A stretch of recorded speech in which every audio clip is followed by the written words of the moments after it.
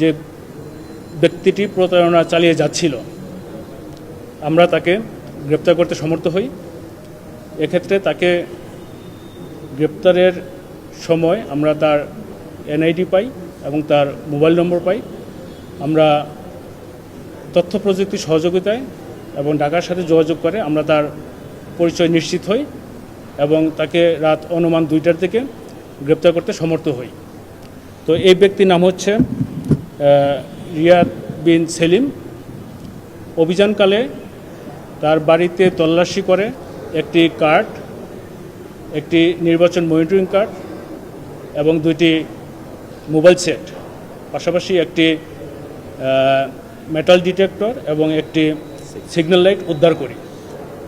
তো এই ব্যক্তি পরবর্তীতে আমরা জানতে পারি মূলত কামরুল হাসান নামের এক ব্যক্তি হতে 2,15,500 টাকা সে প্রতারণামূলকভাবে ওই ব্যক্তিকে জামিন করিয়ে দিবে মর্মে আশ্বস্ত করে এবং তার যে বিভিন্ন রাজনৈতিক ব্যক্তিবর্গের ছবি এটা দেখিয়ে তাকে আশ্বস্ত করে তার নিকট হতে 2,15,500 টাকা গ্রহণ করে। পরবর্তীতে যখন এই ব্যক্তির জামিন করিয়ে দিতে সমর্থ না হন, তখন এই বাদী মোহাম্মদ কামরুল হাসানের সন্দেহ হয় এবং পরবর্তীতে এই বাদীর নিকট সে দাবি করে যে এই ব্যক্তিকে সে স্বরাষ্ট্র মন্ত্রণালয়ে একটি চাকরি পেয়ে দিতে পারবে এবং এই মর্মে তার নিকট 5 লক্ষ টাকা দাবি করে। পরবর্তীতে 3 লক্ষ টাকার একটি আপোষ মীমাংসা হলে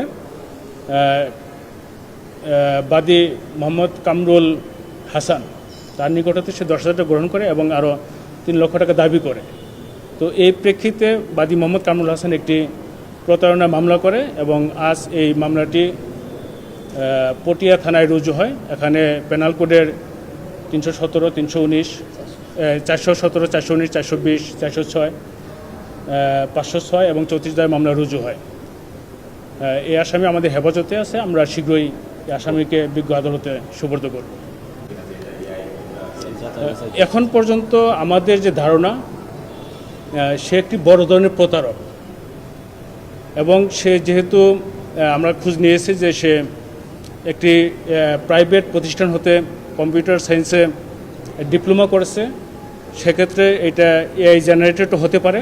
বিষয়টি আমরা যাচাই করে দেখছি।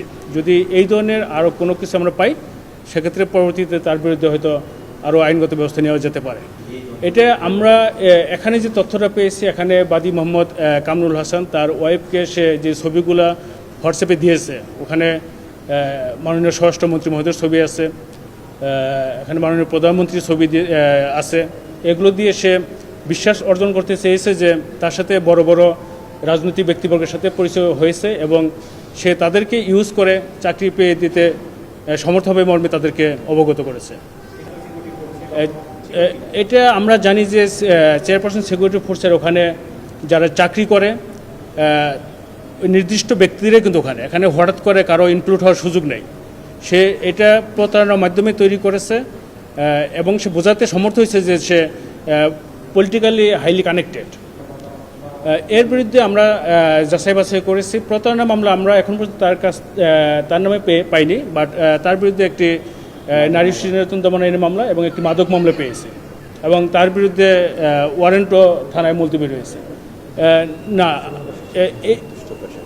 তার নির্দিষ্ট কোনো পেশা নেই, বাট এই পরিবর্তিত পরিস্থিতিতে আমার মনে হয় সে এই প্রতারণাটাকেই একটা পেশা হিসেবে সে গ্রহণ করেছে।